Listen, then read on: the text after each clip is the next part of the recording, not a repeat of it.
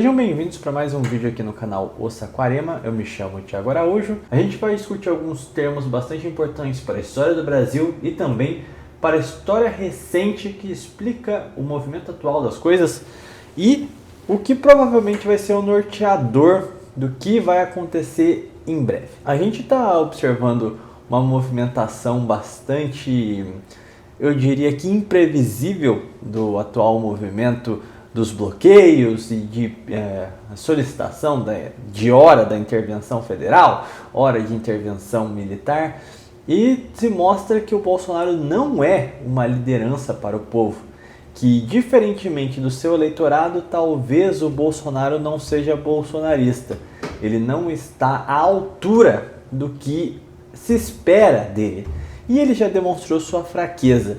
E existe um grupo que injetou muito dinheiro no Bolsonaro, que esperava posições dele e que principalmente nesse momento de nossa história está com os seus interesses bastante ameaçados, que é o agronegócio. Então a gente precisa fazer uma análise mais profunda sobre o que é este agronegócio, qual a origem desta força do campo, que é a alma do Brasil, para a gente entender para onde pode se encaminhar os eventos políticos do futuro próximo. Não acho que vá dar em alguma coisa imediatamente.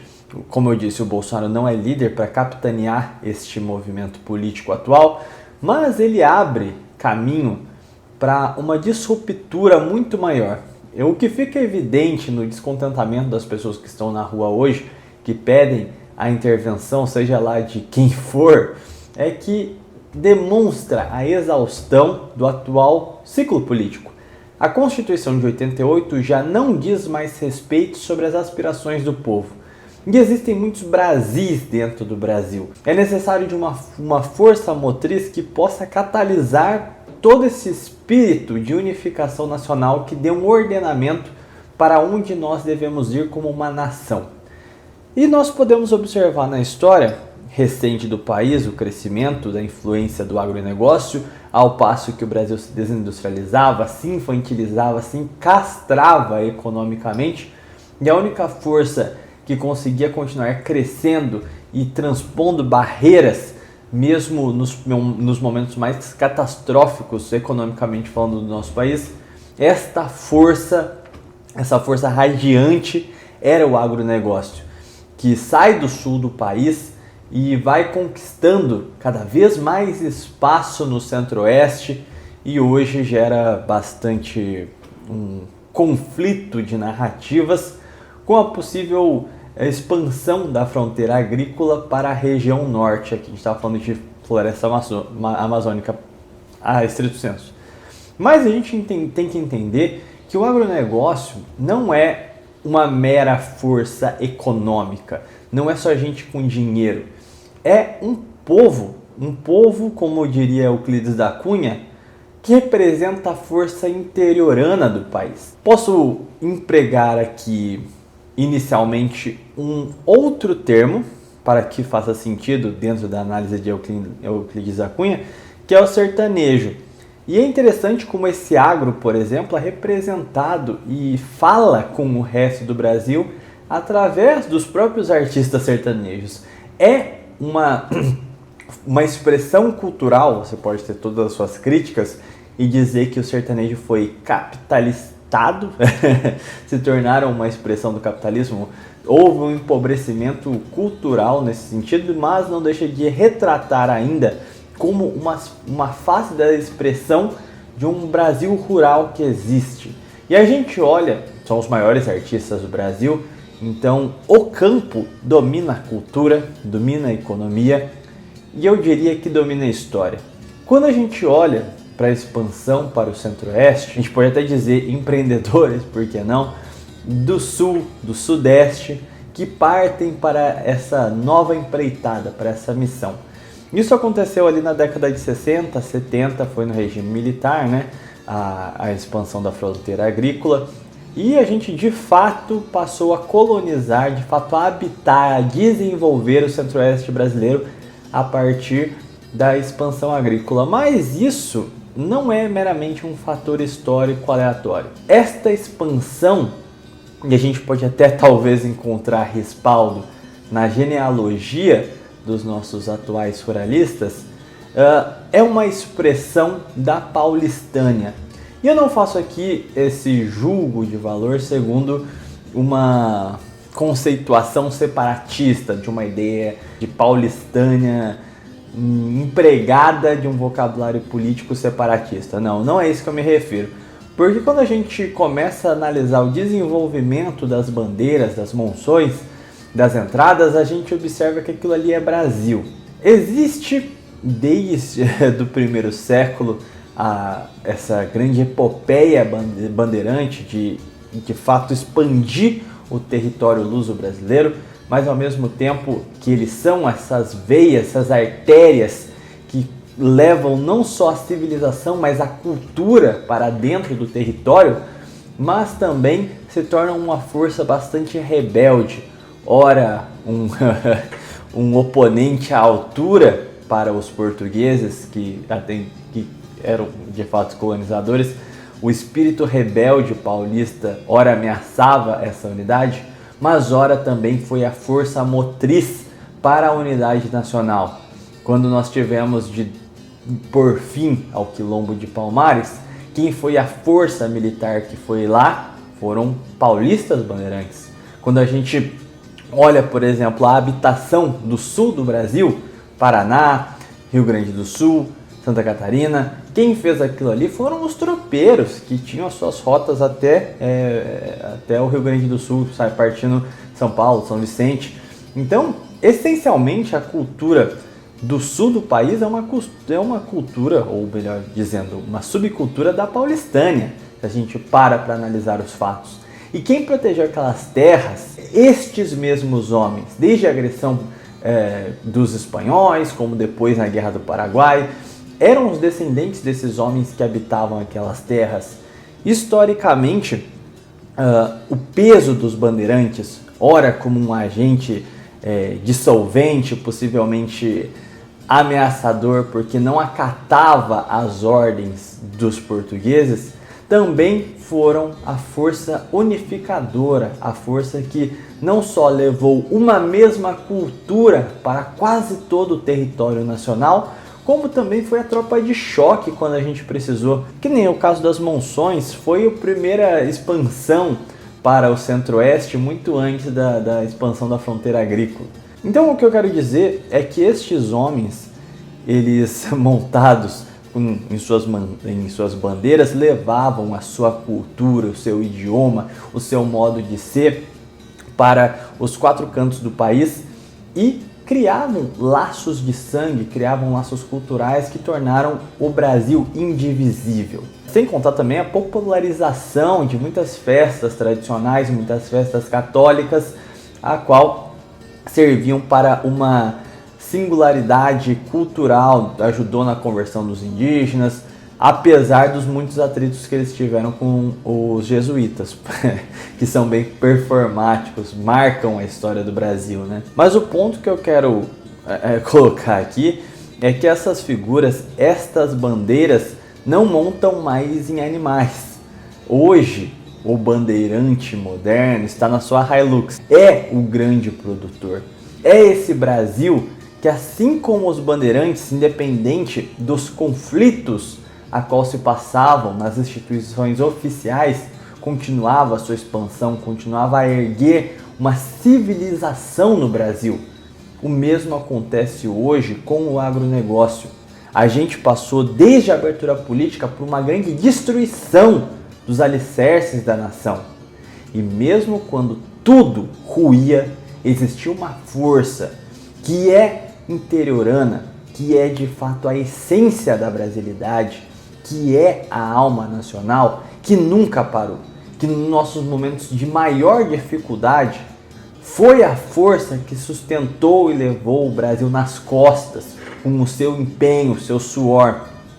E mesmo eles tendo todos esses méritos, a resposta que as instituições formais lhe dão, a resposta da gente metropolitana, litorânea, que vive de parasitar o seu trabalho lhes dá, é o ódio, é justamente o combate, cada vez mais as palavras entorpecentes contra os ruralistas, a bancada ruralista, ameaçam-nos, jogam-lhe a culpa pela expansão da fronteira agrícola que hoje isso marcha para o norte devido ao seu próprio espírito de conquista.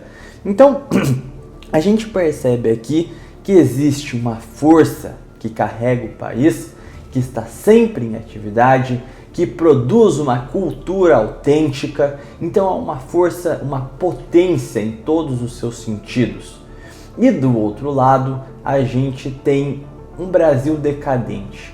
Um Brasil que se olha como norte-americano, como francês, como um inglês, sempre com as suas ideias estrangeiras, com as suas deformidades ao analisar a realidade expressa, que desconhece o Brasil profundo, o Brasil que trabalha, o Brasil do campo, o Brasil interiorano. Então, percebam que a gente está lidando aqui com dois Brasis que se chocam. E esse é o grande ponto da análise que eu quero apresentar para vocês. Porque essa frouxidão do Bolsonaro e os climas, esse clima aflorado que nós temos no momento, vai se desdobrar com uma ação por parte do campo. O governo Lula representa em todas as suas faces um empecilho para esta força motriz do país.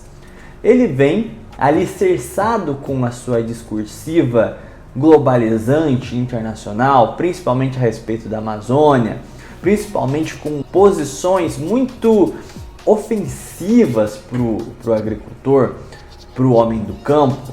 Tudo indica que ele irá comprar em sua escala mais minuciosa todas as narrativas contra o campo brasileiro. Foi colocado ali como um empecilho, um inimigo da nação que advoga pelos interesses estrangeiros, que precisam e necessitam destruir a força tipicamente brasileira que mantém este país em suas costas. Então a gente está dizendo que o representante do campo, onde o homem do campo realmente injetou seu dinheiro, não lhes deu uma resposta à altura, não lhes representou, ao mesmo tempo que a gente tem todo um establishment se montando para defender os interesses internacionais que desejam destruir a produção destes homens. Então a única resposta que nós temos, o único grupo articulado e capaz de levar o Brasil a uma nova etapa da sua história é o agronegócio, é o campo. Novamente, o campo será a alma da nação, assim como eles foram nos últimos 5 séculos de história. Então, apesar de parecer algo bastante desordenado, esse monte de bolsonaristas em frente de quartel, outros fazendo bloqueio e toda essa animosidade, eu não acredito que vá acontecer algo grande por agora. Mas todo esse sentimento que ainda existe nas castas mais conservadoras da população, que de fato amam a sua bandeira e estão cansados da libertinagem, da anarquia da nova república, tudo isso tende a ser capturado por esta força do agro. O único ponto que nós precisamos para que a gente chegue em um estado de ebulição, para que de fato a gente possa ceifar o atual ciclo pedante da história do Brasil, este ciclo internacionalista de gente cosmopolita, é o momento, esta conjuntura vai acabar quando estes homens do agro encontrarem o eco em uma personalidade forte, a qual de fato possam apoiar. O dia que eles encontrarem o homem correto, a persona perfeita para o momento da ocasião, que deseje romper com virulência o atual estado de coisas, representando todo esse conjunto, esse tecido moral, cultural que representa o interior, o campo, estas forças que vêm de dentro, que preservam a sua cultura através dos séculos. O dia que nós tivermos um homem de postura, com uma oratória, com uma incisividade e um verdadeiro desejo de desmonte da nova república, O dia que este sujeito surgir, eu tenho certeza que os homens do campo também o apoiarão, apostarão suas fichas nele, pois já apostaram muito mais em um verdadeiro frouxo, né? Nós estamos próximos do rompimento, nós estamos próximos desse movimento de mudança. Basta surgir essa figura. E eu acredito que esta figura não será necessariamente uma persona por si. Ela será um representante, um catalisador de todos esses valores, toda essa força civilizatória que representa o campo brasileiro, que preserva o seu legado cultural, civilizatório, desde as primeiras bandeiras.